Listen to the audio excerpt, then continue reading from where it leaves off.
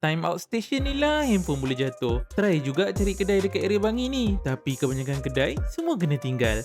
Hello guys, untuk video kali ni saya dapat jawab tukar LCD S23 Ultra dekat Bangi.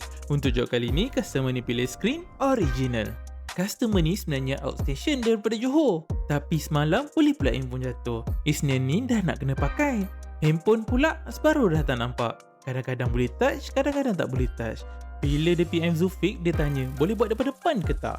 Kita pun cakap lah, setakat tukar skrin ni setengah jam dah boleh siap. Kita buat daripada depan tak payah ambil handphone. Lagipun kita pakai skrin original tanpa frame. Tak perlu tukar frame yang original tu. Abang tu dengar terus ajak buat appointment.